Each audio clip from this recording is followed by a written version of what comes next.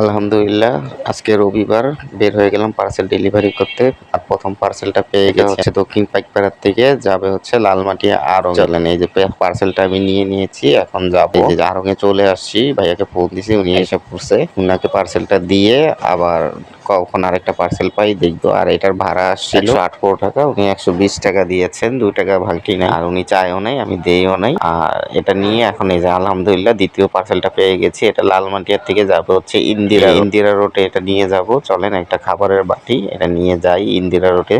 আর এটার ভাড়া আসছে হলো 95, আর উনি আমাকে 100 টাকা দিয়ে দিয়েছে।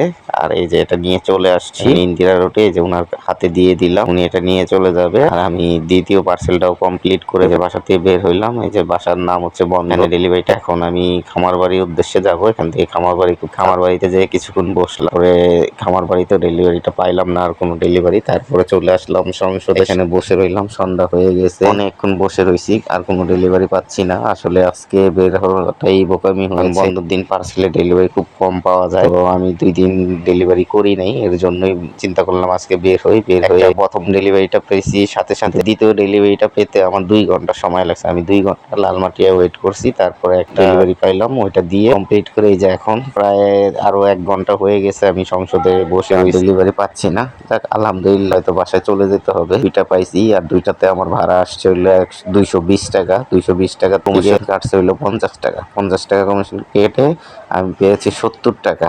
আর আমি 90 টাকা নিজেই খরচ করে ফেলি। তো 90 টাকাও যদি বাদ দেওয়া হইলে আমার থাকবে কত, 80 টাকা। যাক আলহামদুলিল্লাহ, আল্লাহ যা করে ভালোর জন্য। যে আমি বাসার দিকে চলে যাচ্ছি, করার নাই। তারপর আমি আরো 3 ঘন্টা ওয়েট করছিলাম, এখন বাজে প্রায় 10টার মতো বাজে। ওই চলে যাচ্ছি বাসার দিকে। আপনাদেরকে কিছু টিপস দেই। বন্ধর দিনে আসলে না পারলে, না যদি জরুরি না হয়, তাহলে বাড়ানোর দরকার নাই, কারণ তখন কম পার্সেল একটু কমই থাকে। যদি মনে করেন যে না, আমি একটু বের হই, পার্সেল কম থাকুক, মানে কিছু টাকা বের হতে পারেন, আলহামদুলিল্লাহ পার্সেল ডেলিভারি পাবেনই, কম বেশি থাকে। বন্ধর দিন যে একদম পাওয়া যায় না তাও না। আজকে মহরমের দিনের জন্য হয়তো তেমন একটা আমি পাই নাই, কিন্তু রাত্রে অনেকগুলো রিকোয়েস্ট ঢুকছিল, উল্টা রিকোয়েস্ট ঢুকছে, তো আর আমি ওদিকে যাইনি। অনেক রাত হয়ে গেছিল, এর জন্য প্রায় 5-7টা রিকোয়েস্ট আসছিল, প্রত্যেকটাই আমি ক্যান্সেল। কারণ যেসব জায়গাগুলো আসছিল ওইসব জায়গাগুলো রাত্রেবেলা যাওয়াটা খুব, তারপর পার্সেল নিয়ে যাব, কি হয় না হয়, এর জন্য রিস্ক নেই।